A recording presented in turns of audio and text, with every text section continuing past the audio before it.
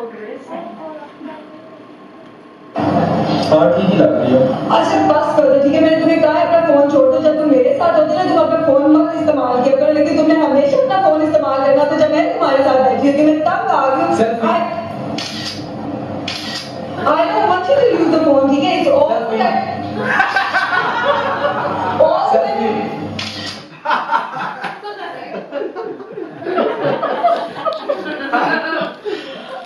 Anyways, that's how he gets around his girlfriend, where he's just clicking the selfie button. So then she would stop arguing because she wants the selfie. No power in that, brothers and sisters. There's no power in that, alright? Because he's not expressing his feelings. He's not drawing a boundary. Right? He's a passive aggressive. Do you understand? That's nasty. He's making a joke out of her selfie and then send to a friend later and say, this is how she argues with me. Do you understand? How many times have people say, hey, it's okay, bro. Yeah, good idea. And then you go away somewhere and say, you know that brother, he's crazy. Whoa. He thinks he's doing this. Wow. That's passive aggressive. No power in that. There's no power in it. When we choose to love the person, we choose to be an assertive communicator. That's the correct way of doing it. That means you matter, so do I. Wow. Right? You matter, so do I. So once we understand each other's feelings, thoughts, and needs, then we put love into action. That's why we put love into action. First, you need to understand each other. If you don't understand each other, how can you put anything into action? You put something into action that's not even based on people's feelings, thoughts, or needs. It's on yours. It's bound to fail. 100% bound to fail. Wow. Jesus says when you know the truth will set you free. Alright? Do you know how many times when you're not an assertive communicator, you try to put harmony over truth? You try to put harmony over truth. Wow. Okay? Every time when you put truth over harmony, there's a bit of disharmony to begin with. You need to confront, offend the mind to expose the heart. And then you're going to talk to each other. Then you're going to find out, oh, okay, that's what you really need. That's how you, oh, I see, okay. Oh, you don't feel, yeah, I don't feel, I don't feel love when you don't take your cups to put in the sink, or after you eat, you just leave it all there. Now, if you don't tell the other person and you keep doing and then you bitch after that, you say, my husband, he's totally useless. He eats and he drinks this and he watches the hockey, and I just end up cleaning everything. And then, what did you just do? You're a passive aggressive. You just assassinated your husband's character to somebody else. Wow. You didn't help him. Come on. You want to help him? Try to understand him. Try to understand his feelings, thoughts, and his needs. And then put love into action. And you need to tell a person, honey, when you bring the plates to the sink, I feel love. That's how you keep your love on. You don't start arguing. No. Say, honey, I love you. I just want to let you know that when you take your plates to the sink, I feel love. Now he understands. He cannot read your mind. Now he understands. So he takes his plate to the sink. Now that could be your love language. You see? Once we understand each other's feelings, thoughts, and needs, then we need to put love into action. We have truth and operate in truth. It's a freeing relationship based on truth. Based on truth. Okay? Then the next step is finding out each other's love language. It is the key. Right? Some of us relate to touch. If your wife or husband love language is touch, start giving her or him a hug. When was the last time you gave them a hug? Wow, come on. How would you know if you don't try to understand and discuss about it? And you, on the other hand, need to tell your spouse that I feel love when I'm hugged. Amen. If you don't tell anybody, how does anyone know that that's your love language? How? How would they know that?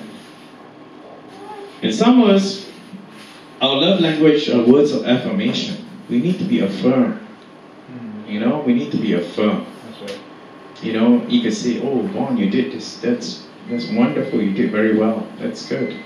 That's good. Let's build this together. That's words of affirmation. That's his love language, maybe. You know? And some of us are acts of service. Like what I just told you. Like, you know, after you eat, you might want to take your plate to the sink if your wife's love language is act of service. Wow, come on. If you don't know that, how can you do? If that's not her love language, you can do that all you want out of, you know, you want to do it.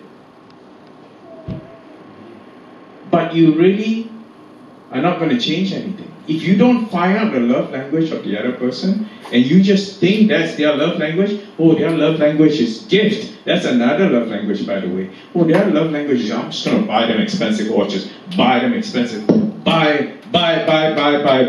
But her love language is actually words of affirmation. Wow. Or maybe her love language is quality time. When was the last time you went to a movie by yourselves without the kids? Wow.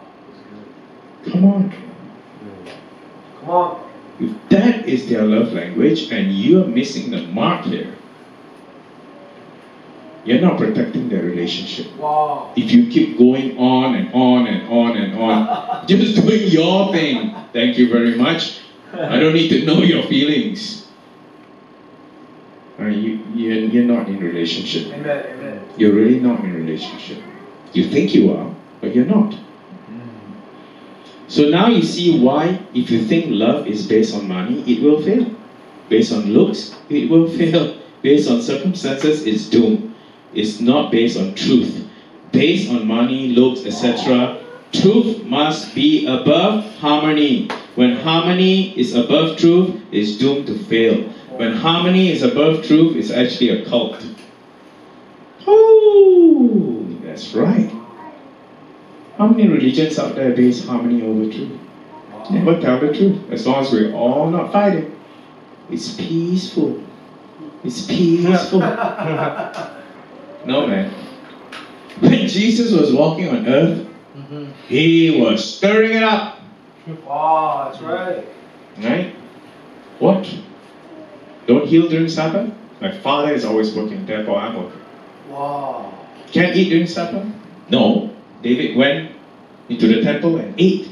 Wow. Bang, bang, stir up, stir up, stir up, stir up, stir up, stir up. Come on. Right? Lame man couldn't get in the pool of Bethesda because Jesus, nobody wants to carry me. Every time the angel comes, stir up the water, no one carries me. And Jesus says, stand up. He stood up. If you don't try, you don't know, man. Your whole life you think you're crippled. Maybe if you stood up, you know that you're not crippled. Wow. Come on. Oh, come on. When are you going to step onto water Come on. and experience and expect your gift? Last week I was talking about how David goes, what's my gift for killing this Philistine? Goliath. You know, the first thing he says, what's my gift? He's expecting a gift, man. Because he said this, he says, this uncircumcised Philistine. This guy has no covenant with God. He's done, he's toast. He's not under the protection of God. He didn't even need to use the stones. He just had to walk in there and he expect Goliath to fall and die. Could have died just like that by David just looking at him dead. Just happens to be the stone. You still need to do something, right? Stand up, go into the pool. David needed to do something. That's partnering God. Amen. When we choose to love unconditionally, the fruit of it will be one based on keeping your love on no matter what. That is the fruit of the Holy Spirit. That's the fruit. The earlier on when we read from John, that was the fruit. I want to read that again to you.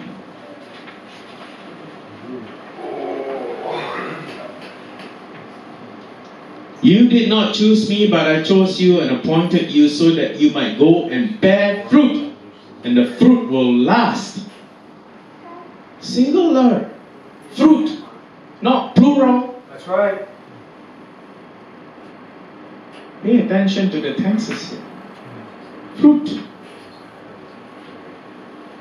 The fruit will be born out of the Holy Spirit. That's why when we get married, our vows are, I will love you, I will protect you, I will serve you, I will be faithful no matter what. That's your vows, right? Amen. It's not you will love me, you will protect me, you will serve me, you will be faithful. What the heck? Have you been to a wedding like that before? Like, yeah, you are going to serve me. You are going to do my dishes. No, right? Or I will love you if you do this for me. Have you been to a wedding with that kind of vow? I will do this if you do this to me. You will protect me when I'm in town. When I'm out of town, forget it, don't call me. Huh? There's no power in this. There's no power. Here's another joke. Adam, he was asking God, hey, is there any way I can get a companion? God said, yeah. He says, oh yeah? God said, yeah. Yeah, this person, he will do this, he will cook, he will not argue, he will just submit to you, he will do all these things to you. He will even polish your shoes and everything. And he goes, wow, won't argue, let me play video games, don't. Yeah. What does a woman like that cost? God said, an arm and a leg.